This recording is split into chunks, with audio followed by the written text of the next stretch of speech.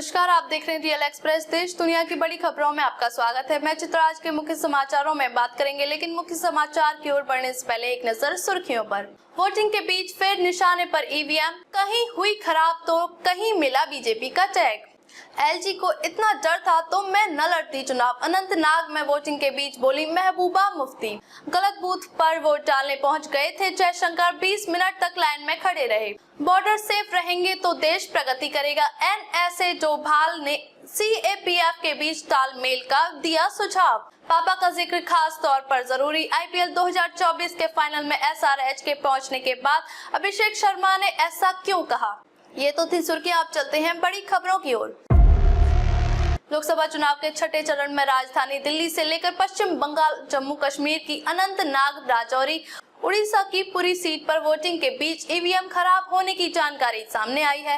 राजधानी दिल्ली में आम आदमी पार्टी का कहना है कि धीमी वोटिंग चल रही है। सीएम केजरीवाल ने कहा कि चुनाव आयोग सुचारू मतदान सुनिश्चित करे। दिल्ली में धीमी वोटिंग पर सीएम केजरीवाल ने कहा कि चुनाव आयोग दिल्ली में सुचारू मतदान सुनिश्चित करे।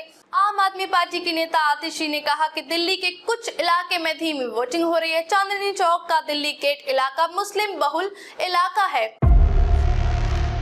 लोकसभा चुनाव के छठे चरण के दौरान आज यानी 25 मई को जम्मू कश्मीर की अनंतनाग, राजौरी लोकसभा सीट पर मतदान किया जा रहा है।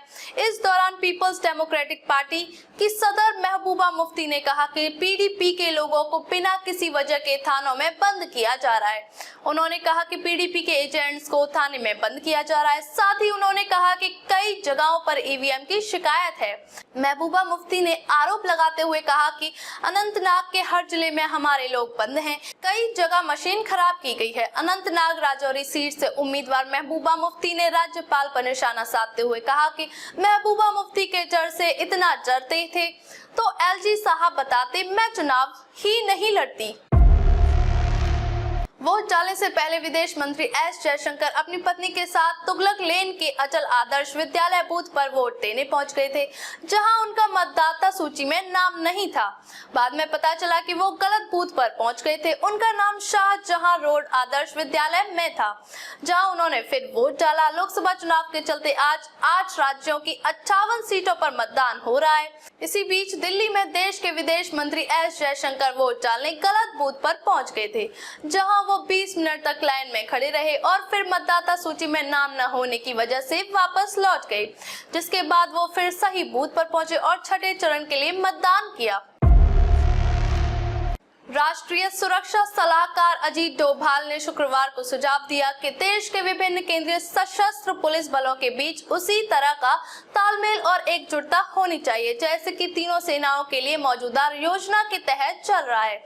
लगभग 10 लाख की संख्या वाले केंद्रीय सशस्त्र पुलिस बलों में एनडीआरएफ और एनएसजी के अलावा बीएसएफ, सीआरपीएफ, आईटीबीपी, सीआईएसएफ और एसएसबी शामिल हैं और उन्हें भीतरी इलाकों और सीमाओं पर विभिन्न आंतरिक सुरक्षा कर्तव्यों को पूरा करने के लिए तैनात किया गया है।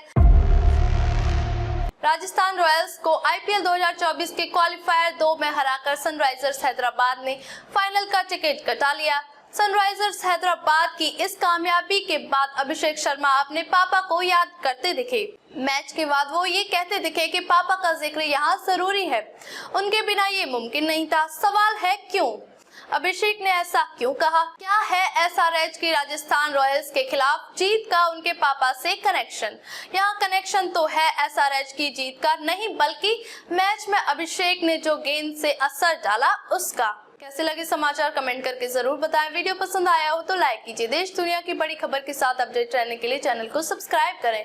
खबरों में अब तक के लिए बस इतना ही। फिर होगी आपसे मुलाकात कुछ ऐसी ही खबरों के साथ। तब तक के लिए नमस्कार और देखते रहिए रियल एक्सप्रेस।